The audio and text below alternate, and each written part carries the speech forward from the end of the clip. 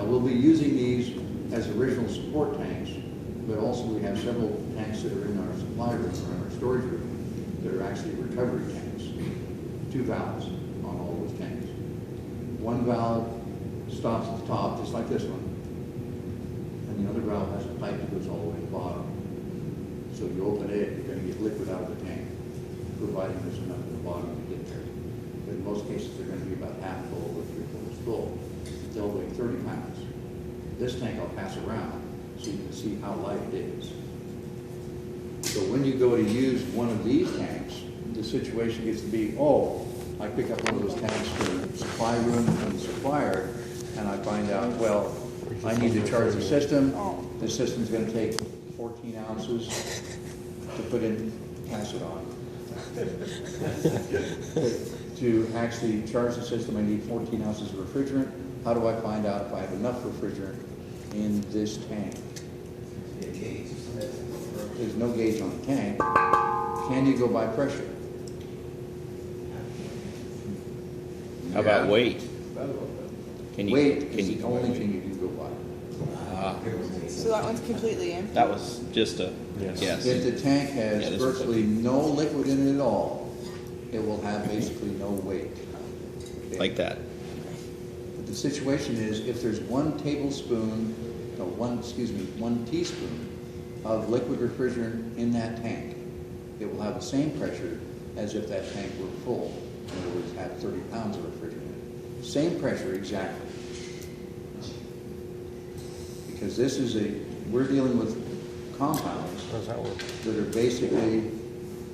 basically expand to vapor, pressurize the tank to the same pressure. Even 1 teaspoon? 1 teaspoon in the system. And this is what throws you off, because this is just talking about the tank. What about a system? You go up to a system, how do you find out whether it's got a full charge in it or not? Somebody says, oh, I put my gauge manifold on it. I don't think that's going to help you. It's not going to help you at all. That's right. Unless it's empty. If it's got a teaspoon in the system, it'll be exactly the same pressure as if it were fully charged. That's providing it's not running. Even when it's running, it'll be the same. But what happens is, the characteristic that's going to tell you whether the system's fully charged or not is something that you see on electrical circuits for the system. You'll have a designation somewhere on there that's going to say FLA. That'll be on the compressor motor or on the operating system somewhere. Full load amperage. So basically when it's running and it's under load, the FLA will read the nameplate value. Now the scenario gets to be, how do you determine the FLA? Machine's running, how do I measure it? Use your clamp-on meter. All right? Now, most of you are going to have a fuel piece. What's that for, maybe? A little guy like this.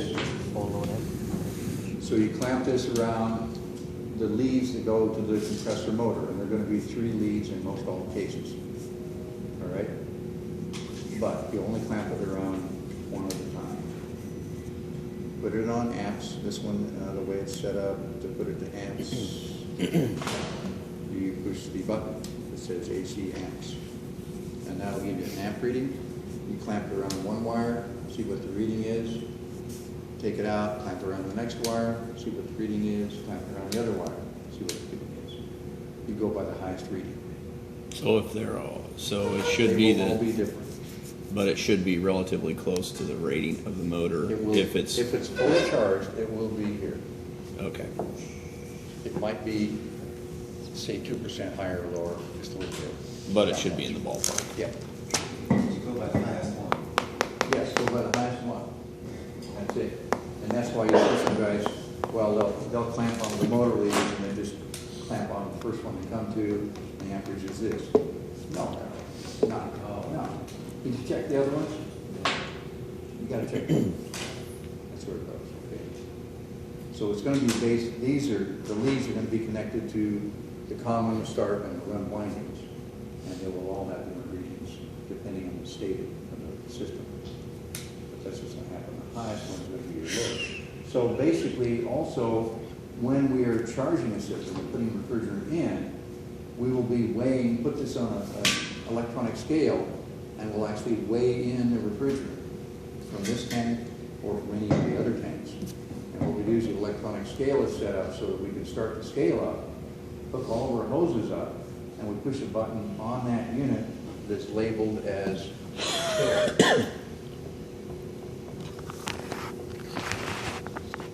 Tear. What does tear weight mean to anybody in here? It starts the weighing process with the weight that's already on there. So it zeroes out the scale and starts weighing what, or, Okay, in this particular case, that's exactly what it does. So what I would do, when I'm getting set up to charge or recover from the system and I want to know how much I'm taking out or putting in, I put this on a scale, I hook my hoses up, I hook my gauges up, I get everything ready to go. The last thing I do before I turn on the pump is I push the tear button, because it starts that at 0. So any change that takes place there will be whatever comes out or goes in, not this tank going into it, but any tank, anything that's on the scale. So it registers change from baseline 0. Now the tear weight on a vehicle or a truck is basically the empty weight without the driver. So it's just like dead weight with nothing. It's the weight like you buy it from a dealer with a tank full of gas or diesel. That's what it is. like when you go into a dump or something, they weigh your vehicle, you dump your stuff, they weigh your vehicle again. Yeah, now that's a register weight, which includes the driver. They don't have you get out. But a tear weight is actually a vehicle without, and in other words, you see on the list the specifications for a vehicle, the length and weight, track, width, so forth like that, horsepower and everything, and it's going to have the weight. That is the tear weight. That's the weight of that vehicle with the gas tank full, ready to be driven away. Nobody in it. All right? So that is the tear weight in that case. In the case here, we use tear on our electronic scale. We push a button, it registers 0 in the window, all zeros at that point. And now whatever we do from there, the change, that's what we care about. So we don't have to calculate pounds and ounces, go through that nightmare. We just turn around, push tear, and let it figure it out. You know, the numbers show up. And I can't count the number of times, and this will happen to you in here. I'll ask you to go ahead and recover a system. You work in teams to start out with. We're recovering refrigerant from the system and putting it into these tanks like we're talking about here. Not into this one, but in the recovery tank, but the valve one. You'll go through the process hooking it up. I'll ask you, do not open any valves until I check out your connections. And I say, oh, okay, go ahead and start once I've checked it out. And then you proceed to open the valves and start the system up. And invariably, I will come back, and somebody in the room is over there just crunching numbers like mad, trying to figure out how the pounds and ounces came out. Because it started out at 3 pounds and 14 ounces, and now it's 2.5 pounds and 7 ounces. How much refrigerant went in? And they're trying to figure out the pounds and ounces. And going, why didn't you just push the tear button and let it figure it out? But now they're totally messed up because they didn't do that. A little simple act of pushing a button. It will happen because you have a lot of things going on at once when you're working with this. You have multiple connections, you have a machine not operating, you have the scale in place, you have the recovery unit in place, and lots of valves and lots of handles to work with. So that little slip of forgetting to push the button will happen. Okay, so don't get freaked out. You don't get graded down over it. There's a lot of chuckling that goes on because now you got to run all the numbers and convert pounds and ounces. Everybody knows how many ounces are in a pound, right? 16? Or is it 12? 16. 16. Oh, come on, It's it's 16. 16, guys. Okay. It's 16. In this world, on this planet, it's 16. Everywhere in the world. So that's where that's going. So, a little bit about refrigerant tanks, what's going on with them. You'll have a recovery tank, and you also have a carrier tank. And the handle is to protect the valve, of course, but it's also as a support. Okay. Now, another thing about this, and later on I'll point out to you, you'll have a hose screwed on here, and now you need to open the valve. You're better off trying to open the valve when it's in this position, and then turn it upside down, because when it's down here, you're trying to turn it. It's kind of a nightmare, so. The little things in life, you kind of think ahead, and what are you gonna do? So that's where it goes. So on page 45 in your book, again, we're talking about refrigerant coming out of a tank. What would happen as far as the temperature of that refrigerant coming out? If it's, as an example here, we use R22, which happens to be the tank I brought in today, which, as you probably have already figured out, is empty. The valve is basically wide open, so it's an empty tank. Oh, by the way, these tanks, when you empty them, even though the valve may be wide open, when you take them to the scrap dealer or something like that, they want to see a large hole in it, or want to see it flow down. Because the last thing you want to do is have this run through the crusher, which basically mangles everything, and have it blow up. Which they frequently have happen when people have tanks in the trunk of the vehicle they bring out there. The tank is in the trunk is closed, they don't open the trunk and take the tanks out, it goes through the crusher, and the tank then explodes. It does not damage the crusher in any way, shape, or form, and it doesn't hurt anybody because they got an 1.5-inch glass plate for the window to watch what's going on there. But the Big Bang goes for about 3.5 miles. It breaks windows in houses. Why don't they recycle those? That's the recycle. That's crushing. It's crushing, we can't bring it Because back. Well, they basically crush them it's and been melt them open, down. and there's a possibility of contamination inside the tank. We're down to that. We need to keep it pure and clean. Oh, so you don't take it back to the manufacturer and they fill it up, or no? No. Nope. It does not happen at this point. It's a one-time use deal, once it's The empty. issue at this point is this. The weight of this is very light, and the cost of shipping back is relatively high. So they cannot justify taking them back at this point. There may be a point down the road where they may do that. You empty the tank, and then they ask you to put a screw-on cap on it to seal this area so it won't get dirt in there. Then you would ship it back. But we don't do that at this point, because we can't. Okay, besides the contamination. The contamination thing is a big issue, no matter what you do. So that's kind of a problem.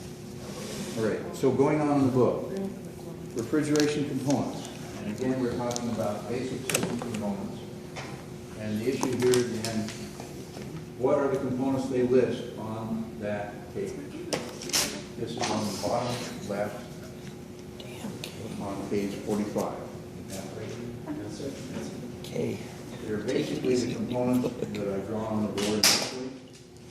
Correct. Yeah, but they don't have no, No diagram, I know. yeah, but they don't have a, She's being real hard on her book today. It's okay, I told her a little. device. Is the refrigerant metering device, isn't the, that, right? Oh, they call it that though?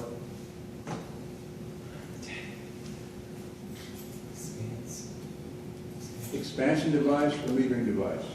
Same thing. Okay. Okay. Condenser, of course, is there. What does the condenser do? It condenses the Vapor to liquid. It condenses vapor into liquid. Right, vapor into liquid. Okay, what else? It drops off heat, What's the pressure? Dumps heat. dumps heat. Dumps heat. So now we have liquid. It condenses liquid and it dumps heat.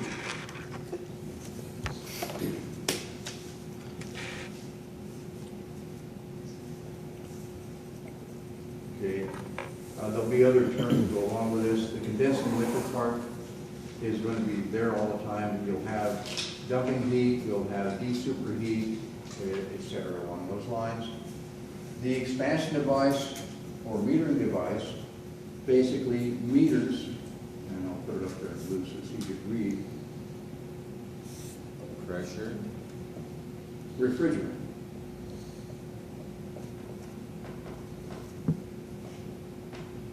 So you're basically controlling the flow. That's it. Now, it may be a variable volume. For instance, a TXV up here, TXV varies the volume based on maintaining something called superheat. And I'll talk about that today, how we come up with that. So this maintains superheat. It utilizes the temperature at the outlet of the evaporator, it utilizes the pressure of the evaporator, and it utilizes the spring pressure in the bottom to adjust that. This is the TXV, a type of metering device. Okay. There are several types of those. So another metering device is the capillary tube. That's this fellow here. It's nothing more than a small tube, varying lengths. We talked about this earlier. Inside diameter and varying lengths to match whether the system is a low temperature, medium temperature, or a high temperature system. So they match in that manner. The other one, all the units match in that manner, by the way. Low temperature, medium temperature, high temperature. Also system capacity, how many BTUs or tons capacity. So the metering device is fancy. There are many, many different styles. For instance, this is a metering device. It has a small orifice. This little guy here, a little hole in it. When it slides in one direction inside the cavity, it controls the flow because it can go through the hole. When the flow starts going the other way, there's no restriction. It has full flow. So this is used in a system, two of these are used in a system called a heat pump because we switch the coils. Condenser and evaporator have one position to start out with on a standard air conditioning system. When we're dealing with a heat pump, we use a valve called a reversing valve, one like this, which this is the same thing. And I've got And it that's cut open. also. So this is not a metering device, this is a reversing valve. Okay. It's used on a heat pump, and you would use two of these metering devices. So you have a variety. You've got this guy, what's it called? TXV. TXV. Somebody says it's a TEV, is that the same thing? Yep. No. Yes. Okay, same thing. We have this one, which is the Capillary tube. capillary tube. C-A-P-I-L-A-R-Y, capillary tube. I put two L's, like caterpillar. And then it has a filter dryer connected to it. I'm not concerned about that right now, but the little tube is the part. So we have, and this is a shuttle type metering device. Also on some systems you'll have nothing more than a flat washer with a little hole in it. And your mind goes, how can that work? Well, Maintenance free. on one side the pressure's high and it's all got to go through a little hole, which means it's going to drop down on the other side. That's it. That's the metering device. It does the same thing. It's going to control the refrigerant, meters of the refrigerant. Okay. So that's its purpose. The evaporator.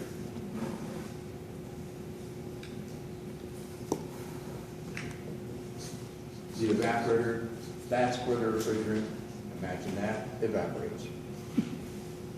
All right. Active evaporating, it changes from what we have over here on this side, liquid. It's a cube, by the way. We have liquid here. Over on the other side, we have going to a complete vapor in process. So basically what we have in here is a mist, a fog, a cloud, and then totally vapor.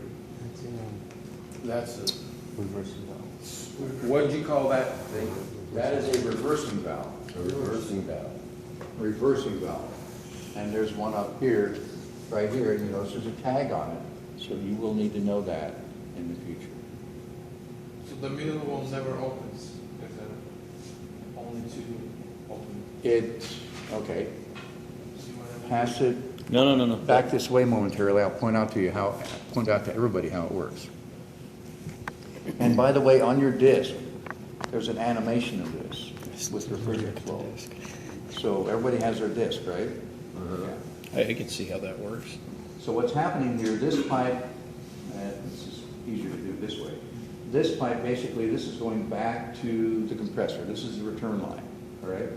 So right now, when it's in this position, this plate covers these two ports. So this allows flow from this one to this one, across these two, when it's over here. that leaves an opening here going through the chamber up to this port. So this is open, when this is over this way, this is open up to the top port. These two just loop back. When this slides over the other direction, now this one is open all the way through, and these two loop back. So that's what it does, it changes the pipes. Now to make this move back and forth, there's a solenoid valve on the back. It has a coil on it normally, like this one. There'd be a coil on it, a winding. When you energize this, it makes this valve push refrigerant on one side or the other. So the refrigerant makes this move back and forth, makes the piston move. If the refrigerant pressure is not high enough, this will not move. So the refrigerant charge starts disappearing, pressure goes down, things aren't working right, the heat pump will not change. It'll stay in one condition. The outside coil maybe remain the evaporator, and the inside coil remain the condenser. So now I'm in the summertime, I want cooling. I turn on the heat pump, and it remains in the heating mode.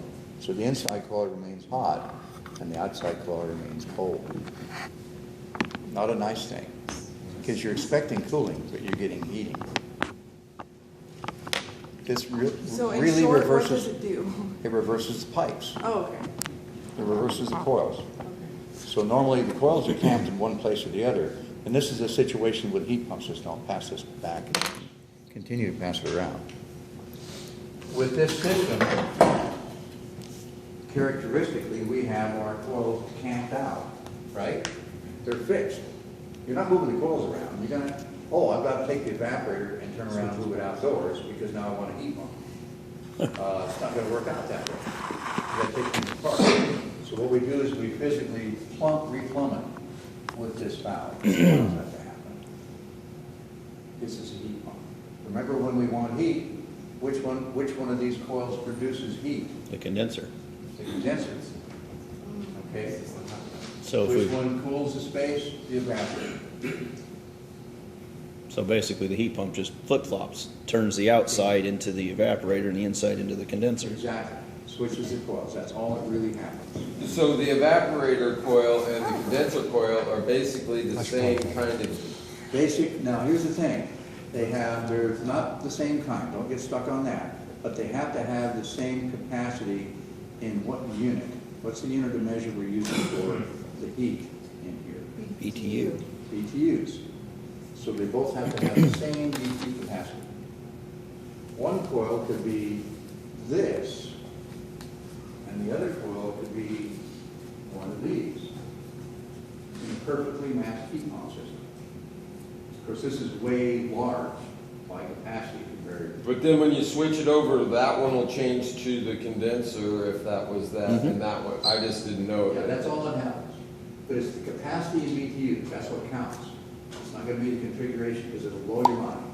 The outside coil will be a really big, round, wraparound dude, and the inside coil will be a little guy like this. You kind of go, how's this work out? But it's the design of the capacity of the coil.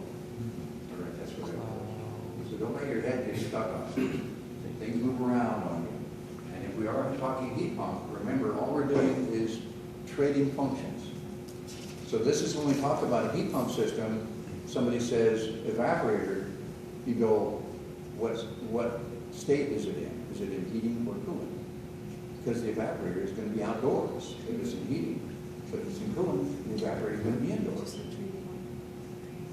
If you get a person that is not familiar with heat pumps, and they say, well, I'm Heat going to go pumps service the system, I need to get the system. Switch and the condenser and evaporator. evaporator. If they're saying that, then they have no idea what they're really talking about, because technically a heat pump system has no fixed evaporator.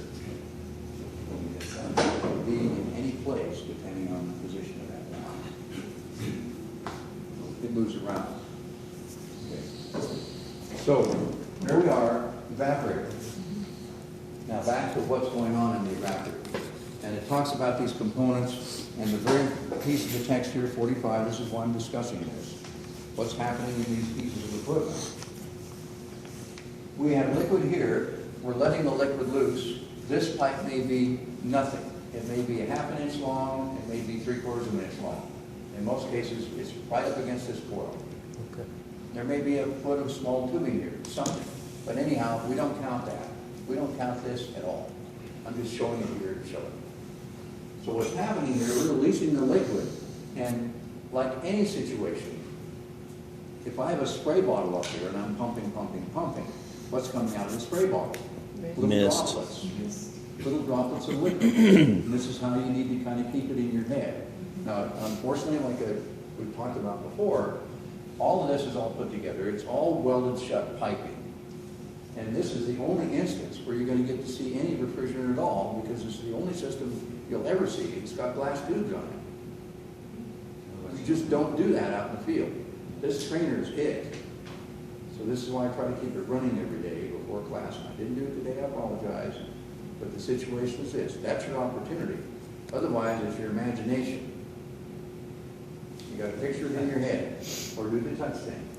But remember, inside the coil, in reality, rather than be a big box, it's a tube that's going back and forth and back and forth and back and forth, and it finally goes out the other end like this, because this has a tube that comes in the front here, it says entering right here, and it goes back and forth, back and forth, back and forth, back and forth, gets to the bottom, makes a turn, goes to the back of this unit, and does the same thing, and ends up going out on the back. So this is a long tube. You can actually figure out how long the tube is, because this is 1 foot here, and you just count the number of times it goes through there, and you know how much tubing is in that big. But I draw it as a box, just remember that. That is not really what it is, it's a long tube. And it's gradually changing state through the tube, okay? So in this case, comes in as a mist, ends up turning into a fog. Just picture this spray bottle. You pull the trigger, you see the droplets to start with. The droplets start disappearing partway down to the floor. And as it goes down, it disappears almost completely. And if you do pull on the spray bottle at basically 4 foot from the floor in any room, squirt, squirt, squirt, you have it in the mist mode, not the squirt mode where it's the wall. You pull that trigger, the droplets come out, and as you watch, do the droplets hit the floor? No. In most cases, if you're 4 feet away, by the time you get to the floor, there's nothing there. But you pull it long enough, it'll get moist on the floor because they'll finally collect on that surface. But this is what happens in the coil. And because we're dealing with high pressure here, this is basically going to be 150 psi. Is that on just basic? This is just I'm using this unit. Okay. R12, R22 systems, it will be 150 psi on the low side, and it will be 50 psi on the high side it will be 150, on the low side will be 50. Okay. So that's what's going to happen. So going through here, this ends up being 50 psi. 150 here, pressure drop. So it goes to mist, fog, vapor. Evaporation takes place, but because we are evaporating, we are actually changing state.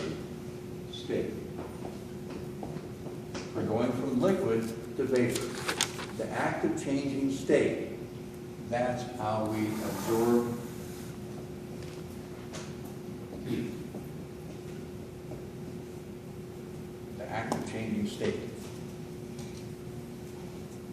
And it changes state in the coil. It has to go to vapor.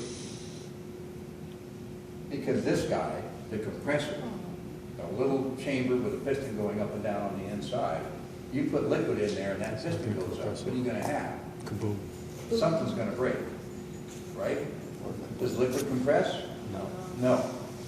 So you don't want any liquid to get here. So if something happens to this, where you don't have this vapor zone, you're going to be in trouble. Basically, how could that possibly happen? When you get cold air coming in here and the evaporation doesn't take place. In other words, the fan stops, you're not pushing enough air through there to cause the evaporation to take place, or the coil plugs up and you're not getting enough air through there to have the evaporation take place. Those two conditions will cause liquid to end up collecting down here and going straight back to the compressor. Now, this is an evaporator in a house, a home air conditioning system, right? In a home air conditioning system, a quote-unquote furnace, which we call the air handling unit, what do you have that's going to keep this coil from getting dirty? Filter. Filter. What's going to keep it from getting dirty? The filter. The home filter, the 1-inch thick by 20 by 20 or whatever it is, that you always clean religiously, basically every 60 days, maybe 90 days, right? You change your filter at least 4 times a year. Does anybody do Raise your that? hand. Everybody does that, right? I just changed mine out, and on the filter it says, at least change this out once a year. You might just have to That's what it said, because I got a 4-inch thick one or something. You want to change it more often than that, even at 4-inch thick. Kind of. So the situation is, though, if you don't change the filter, what happens is pressure builds up and any little leak around the filter, and it really fits tight with a gasket on it, right? No. Yeah, it's It funny sits how in it just there. sits in there. So if it gets plugged up at all, the dirt goes around and gets into, guess what? The coil, all right? As this starts plugging up, then things no longer evaporate, and the liquid refrigerant then goes to Chris. Is that a good thing? No. You kill it. Now you've got a dead compressor, and somebody says, oh, just change out the compressor. Well, we know right now, there's refrigerant in that system. So now I gotta recover the refrigerant, there's a 2 to 3 hour job, okay. Labor cost, remember, $85 an hour minimum, something like that. So now you gotta take that out. Now you have to replace the compressor, because in the United States, we do not rebuild it, we replace it. Well, there's a couple of $100, or like a couple of $1,000 right there, in a lot of cases, for a new compressor. And then you put the new one in, and now you have 3 to 4 hour labor of putting the system back together. So you get a couple of grand, at least, in that, oh, I didn't change that 85-cent filter scenario. Oh, and then you have to clean. They're like the $30 evaporator. now. The filters, well, the big ones like yours. Yeah. But a lot of people use the one you can actually read the newspaper through. Right? Yeah. Yeah, the one that comes with the furnace, you ever take a look at it? I mean. You can see hold right up through in it. the sun on a hot day, there's no chance you're getting any shade. It just comes right through. And you could read the newspaper through it. But people put on these pleated filters, and they actually give the systems more problems than we had to start with, but we'll talk about that later on. You think you're doing a great thing, but you're not really. So the situation here, we're relying on this evaporator to allow the refrigerant to change state, evaporate. In that act, it's going to absorb heat, all right? Compressor raises the pressure, then we get back over here. So basically, if you read through the text, you'll find out it says basically what I said here, except I'm trying to be a little more graphic about it, hoping that it actually absorbs, or you pick it up a little better. And on the other hand, too, you have any kind of questions about it, please blurt it out. But the issue gets to be here, what will cause the refrigeration, any refrigeration system, to fail based on what you've learned right here with the evaporator coil? Water, liquid. Dirt. Okay, well, If those coils get dirty, the show's over. my personal experience has always been that the evaporator gets totally just plugged up with gunk. You go in there and it'll just be like a solid sheet. You literally turn it off and you can like grab the top and like peel it off. Yeah, it's a total lint mat. Well, it's really an ultra-fine filter is what it is at that point. But it won't let air go through it. And it's usually cat hair lint and whatever else it is.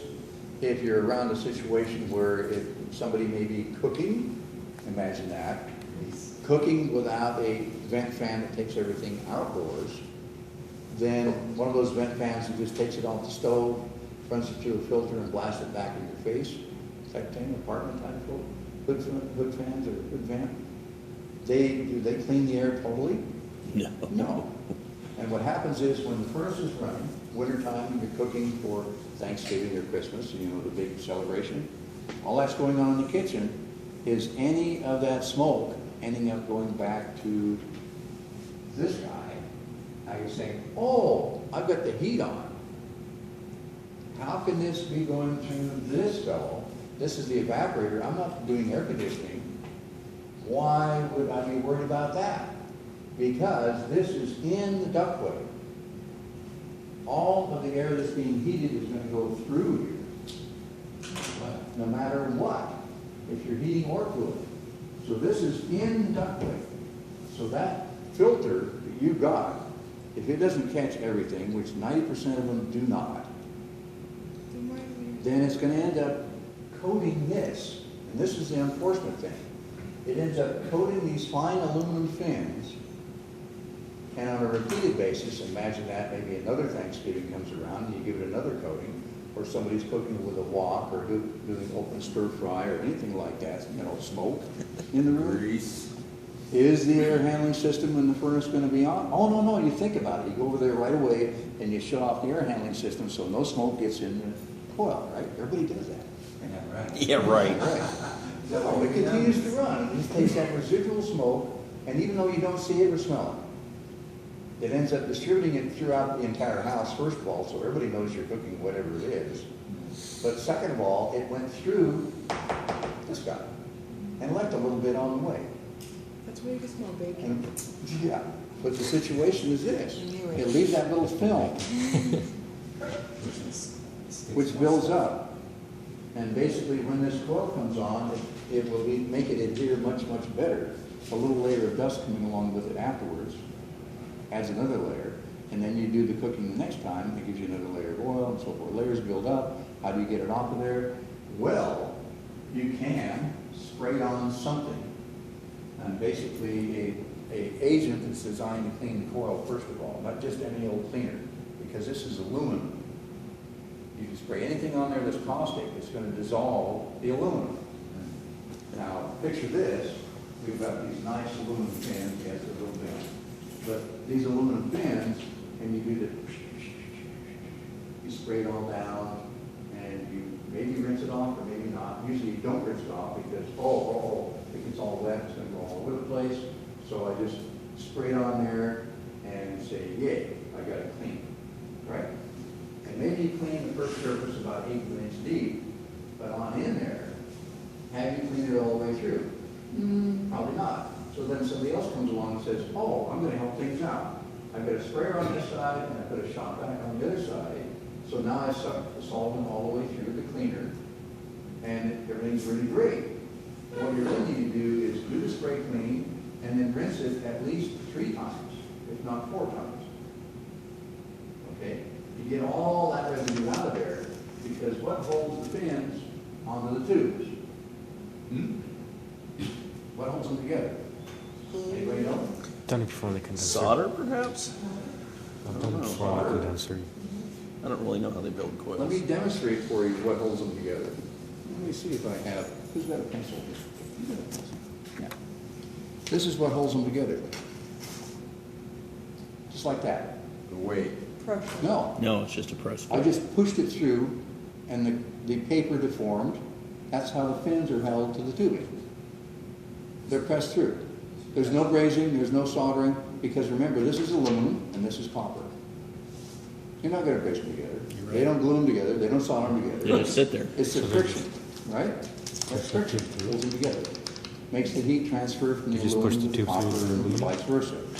But here's the scenario. You just cleaned it with whatever it is, it's a little bit caustic and so forth, and it gets trapped in between these two. Okay? And over a period of time, it actually will end up dissolving the copper or the aluminum. Oh, because they're differing metals. They're differing metals. So they're going to, it's going to So cause it's going to corrosion. corrode, and after a while, this guy just rattles back and forth on the copper tube. Which is Does it gonna- have a real good contact at that point? Mm-hmm. No. So no longer transfers heat. So how well does your coil tank work? And how much evaporation are you going to get? Less. You're losing it. Far less. So you've destroyed the coil by cleaning it. Yeah, when I was in maintenance, we'd do that. We'd spray a chemical on there and vacuum all the dirt out. Yeah, we never rinsed it off. Aha, so you left the residue in there, and after a while, you'll notice, if you, in this particular case, these coils have not been cleaned. Remember using Think about alcohol what you did, water. it's kind of ringing noise. But with a coil like you're talking about, cleaning in that manner, you run your finger back and forth and it'll rattle. Pins will rattle because they're no longer connected to the pipes. They're just hanging in there, you know, in the breeze. And if you get the airspeed up very much, they'll actually turn a little bit and block the airflow. On their own. Lovely, right? So you have to be really careful. Use the right cleaner. Somebody says, oh, use simple green. Somebody else says, use simple orange. Somebody else says, use Windex. Somebody else says, blah, blah, blah, blah, blah. No. How do you know what to use? Call the manufacturer. He's got an 800 number. He'll recommend what to use. Go to the supply house? Maybe. You can go to United Refrigeration, Johnstone Supply, blah, blah, blah, blah, blah, blah. Ask the guy behind the counter. He worked probably at 7-Eleven yesterday, and now he's working in the supply house. You gonna rely on him to tell you the right stuff? Maybe, maybe not. Does it work on the coil you're working with? Who knows? Coils are made in different ways. So the manufacturer's the best place. Yeah, just really watch out. Then, if this doesn't take place, if you don't have the evaporation, and I think I've thrashed on this quite a bit now. If you don't have the evaporation, then this is not gonna function, and you're gonna end up sending liquid to this guy, and you've got a DOA compressor on your hands. With the chain, Yeah, that's not working, that was not working. that's right, that's right. So one thing affects the other, and the killer of the system in the end ends up being the dirt. Okay, now we're getting up to, oh, I'm gonna talk about the filter. All right, so the filter, the one that comes with the system is one that is, and how many of you actually seen a furnace filter? Right? Okay, yeah, What's, okay, yeah. I saw, my grandma has in the wall, it's like this big. A grill.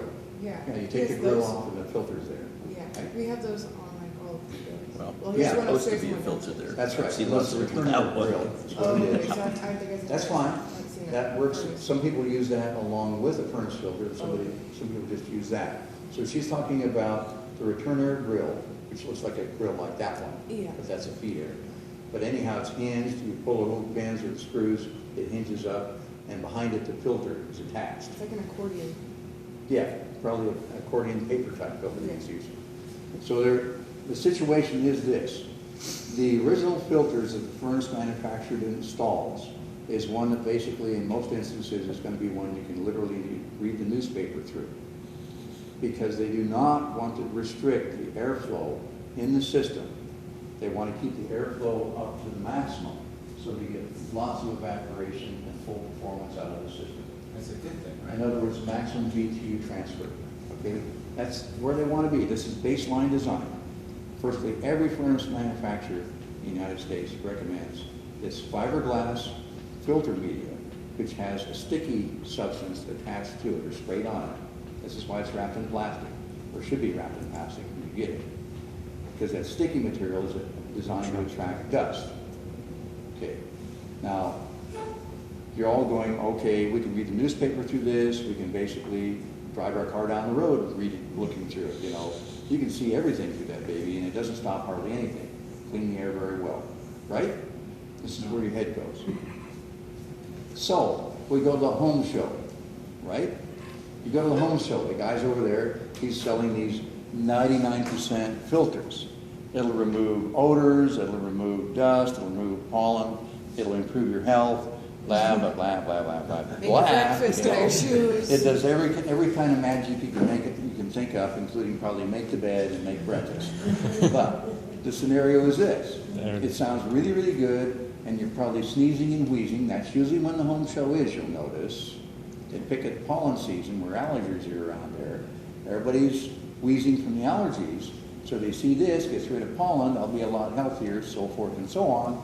So the wife says, can I, we need to buy one of those because it'd be a really great deal. So what it is basically paper filter media, right? It back and forth, back and forth, back and forth. Now, is it gonna restrict the airflow more or less than the one that's made of something you can see completely through? More. More, it's gonna restrict it more.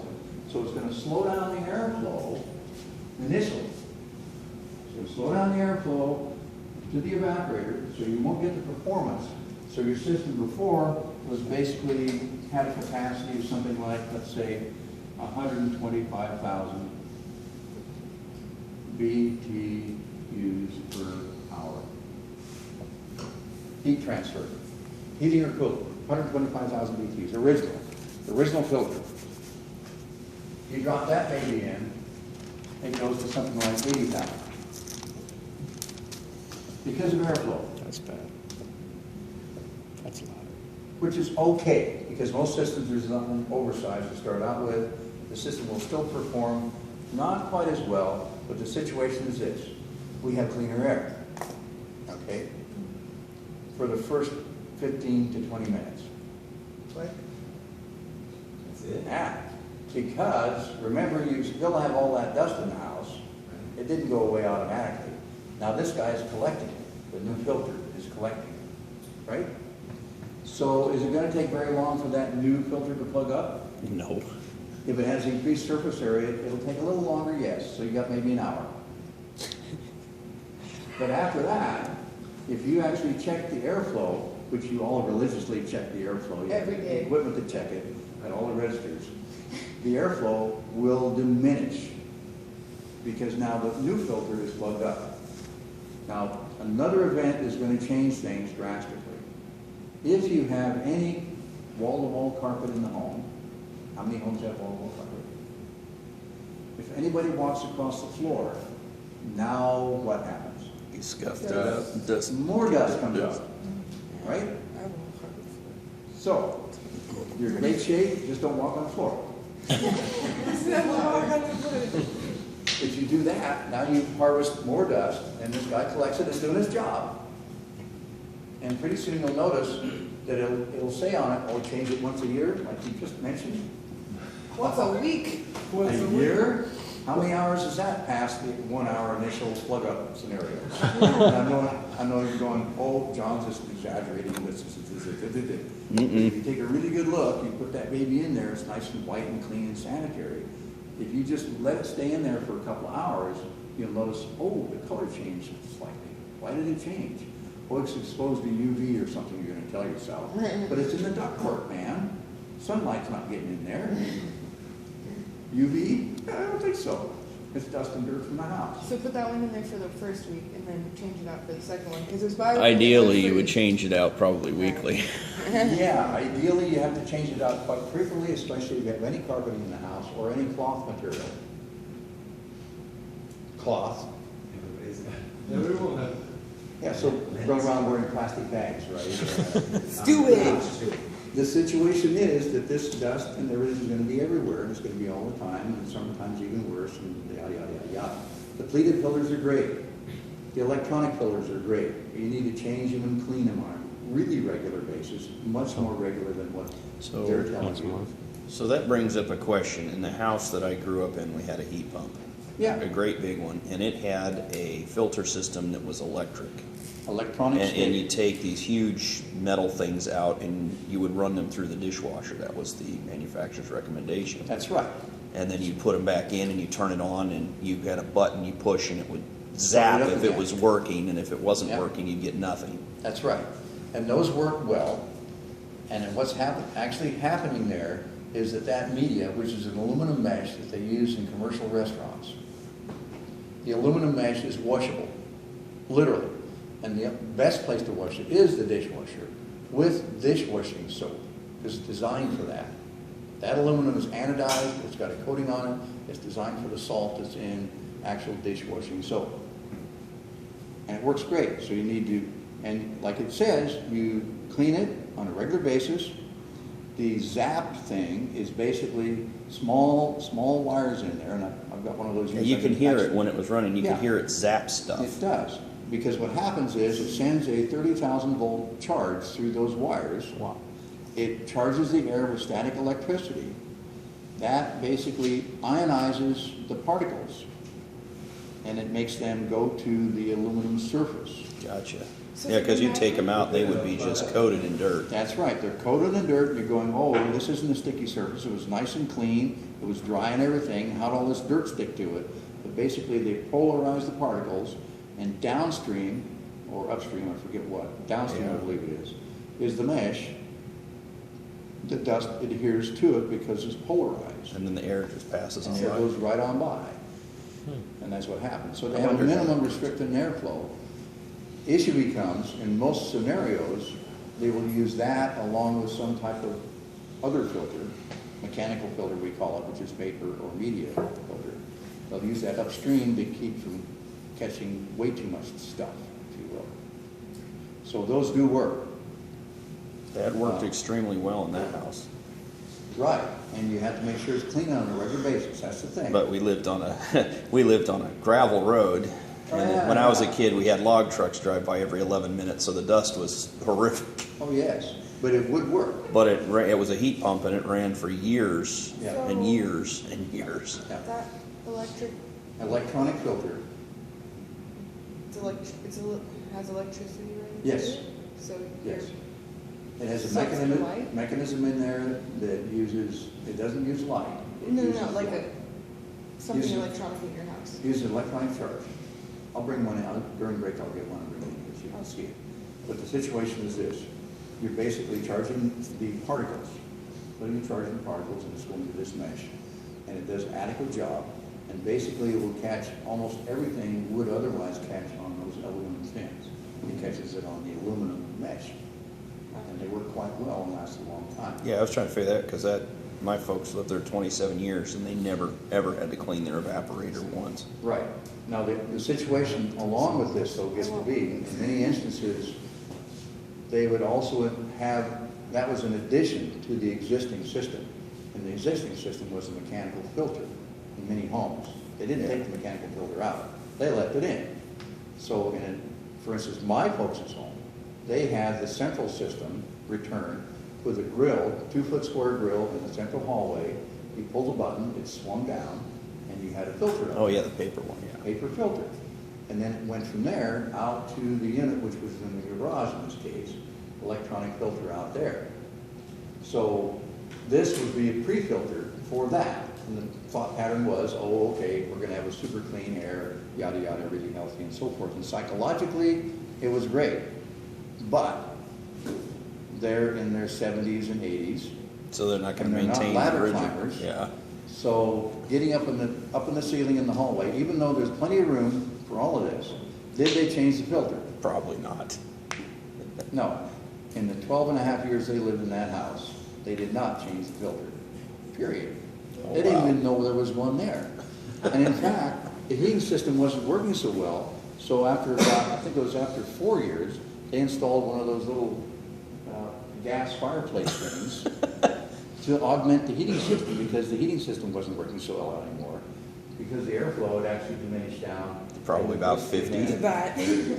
Basically around 40,000 BTU system in there. Wow. So yeah, When it it was started just out at 125, because the airflow was way down. And nobody, even the furnace technician, that came in and inspected the system, get this, they paid him $150 to come in and inspect the system to verify that the furnace was still working fine and the electronic filter was working fine. Didn't pull the button and look at the element. wow. It was after that they installed the gas furnace, fireplace thing. Oh my gosh. As it goes, wow, you know. And That would have been like the totally first incredible. thing I would have looked at. The very first thing. But that's the scenario, you know. I'm going, okay, they're basically, oh, stay out of my way, you're a brat kid, you don't know anything, or you know too much, and we don't want you around here type thing, you know. The kind of relationship with the folks. So I'm in there, I just do the social thing, be nice and all this stuff, but stay out of the house equipment. Yeah. And that's what I did. We've got it all figured out, we got it handled, yay, okay, fine. But that's what I found out after they moved out. I went in there and pulled that baby down, and it was a hunk of cardboard. You could take that thing out here and pour water on it, and it would not go through. Oh my. I tried it.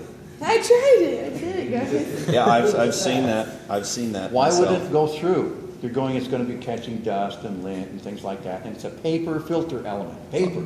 Just it? got the grease and the moisture in the air. Yeah, all and the cooking, on it. everything ends up coating the dust layer after layer, and now it's waterproof. And airproof for And the most airproof, part. yes. I mean, you're still getting some Pour vacuum. the water for on it, leaks. shoo, right over the edge. Yeah, but probably all of it's going around the, what Yeah. they Oh, it did get fit was really nice. They knew when the furnace came on, because they could hear it go whong. Go home. What was that from? The seal the ductwork. pressure. The what, the section on the ductwork, yeah, called whong. It made a noise. Yeah, 'cause That's it's- how they it knew wasn't a was running. vacuum. Yeah. Otherwise, it's nice and quiet. Well, because there's no airflow. Their complaint when they first moved in, when the furnace came on, the curtains in the bedroom would move around. Because the vents below the curtain, that stopped. They were happy. So, So filters are number one. filters, yes. Are extremely- Dirt. Dirt scenario, that's what kills every system you run into. Every system, I don't care what size it is, dirt. That's the number one killer.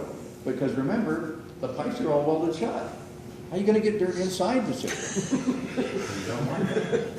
It's not gonna happen. I knew somebody who worked at Burger King, and she asked me, she said, well, one day she asked me what some part was of the refrigerator, and I was like, well, describe it. And she described it like, oh, that's a compressor. And she goes, oh, yeah, we have to climb up the ladder into the ceiling and push the red button on that to reset it every so often because it keeps tripping. And I said, huh. I said, have you checked the, see if it's all plugged up with dirt? And she goes, oh, we don't do that. We just hit the reset button and let it run. And I'm like, That's right. and I will bet money on it if I walk in there that evaporator, either the evaporator or the condenser or both, are totally plugged up with crap. And she's like, and there's all grease and stuff because they're cooking all the time. So you just know it's going to be plugged up. So here's the deal. This is Burger King, any of those restaurants, just check it out. You drive past Burger King, whatever place it is, they got a grill going, right? If they're cooking, and here's the sad part, I'm going, you know, we got air pollution controls, and we're about smoke from cars and Smoke vehicles. coming right out the road. You drive past one of those joints, what do you got coming off the roof? Biggest plume of blue cloud you could ever think of, right? Smoke. It's the Literally. grease and I don't stuff. care what restaurant it is, it's the way it is. But what else is up there? AC. AC. The AC equipment, the condenser's up there, right? This guy is up on the roof. Air conditioning, evaporator coils down in there with all that stuff. Which they're obviously sucking fresh air in from the outside. They're relying on the door leads. Fresh air is coming in every time somebody opens the door, so they want customers. Right? That gives them fresh air. So you get the fresh air, the hood is sucking it out. So inside, and in most all cases, the evaporator is clean in that case. But this dude is up on the roof with the smoke. Now what's in the smoke? Besides blue color. Grease. Grease. Okay, these It coils doesn't are float hot. away. It's sucking rubber. Yeah, it hangs in here in a cloud, basically. So these fans are sucking air through the coil, comes in from the sides, goes out through the top, and the coils are, let me guess, is it warm? These coils, in most cases, are 190 degrees They're plus. hot. Hot. So now that smoke gets on the surface of the coil, and it bakes onto it. Wow. So now you come along and go, oh, I can help you out. Your system's not working so well. I can go up and clean your coils, right? That's what you volunteer for. You'll pay me $85, I'll go up and clean those coils. Now you've got grease baked onto the aluminum coils. Yeah, I was gonna say you're gonna need like something serious to get that off. So in Burger King, If you just think about it, and anybody ever cleaned any cooking grease off of anything, you know it's a real capital pain in the rear. meat goes in, meat comes out. It's baked on. So how do you clean it? You do the scrubber, right? Smoke will come out. But how do you scrub But we've got coils? aluminum fins. How are you gonna scrub it down clean the fins? Push it in. How do you do that? I don't think you can. So if somebody says, oh, we've had a successful Burger King business, and I'll sell you this for, let me see, No, I'll give you a discount. I'll just sell it to you for this instead of this big bucks. Here, You're gonna leaf on it, right? on this wall. Not really.